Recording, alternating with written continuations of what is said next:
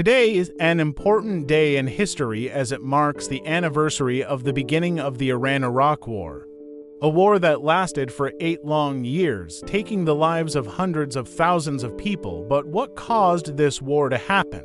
Why did these two Muslim nations go to war with each other, and how did the war end?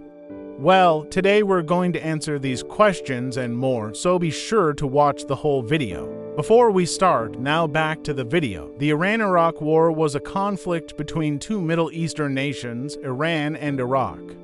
It started on September 22, 1980, when Iraqi dictator Saddam Hussein crossed the Shad al-Arab border into Iran, and ended on August 20, 1988. The reason why this war lasted for so long was because neither side could gain a decisive victory. The war also had major consequences for both countries and the region as a whole. In the aftermath of the war, Iran emerged as a major player in the region, and Saddam Hussein lost his position as the leader of Iraq.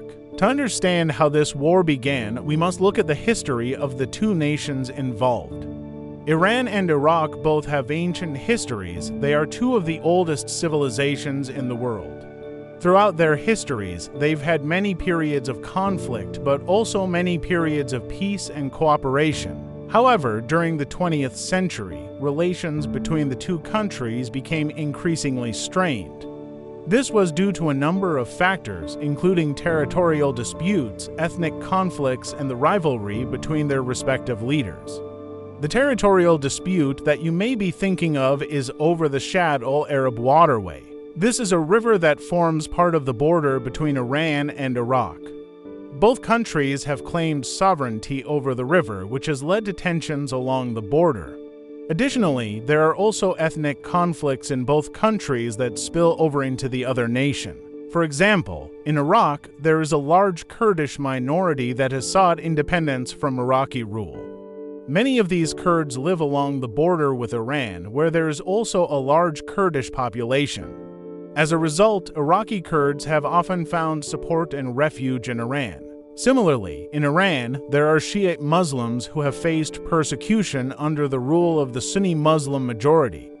These Shiites have also found support and refuge in Iraq. As for the rivalry between their respective leaders, well, that's exactly what it sounds like.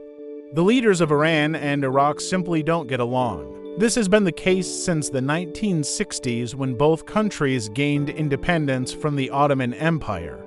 The rivalry between the two leaders came to a head in 1979 when the Islamic Revolution in Iran overthrew the Shah and replaced him with the Ayatollah Khomeini. This revolution had a major impact on the region, and it's widely believed that Saddam Hussein felt threatened by the rise of Islamic fundamentalism in Iran. As a result, he began to plan an invasion of Iran. On September 22, 1980, Iraqi forces crossed into Iran and began an invasion of Iranian territory. The initial Iraqi offensive was successful, and they were able to capture a large amount of land. However, the Iranians were able to mount a counterattack, and by the end of 1980, the war had reached a stalemate. The war would continue in this manner for the next 8 years, with neither side able to achieve a decisive victory. The Iran-Iraq War had major consequences for both countries.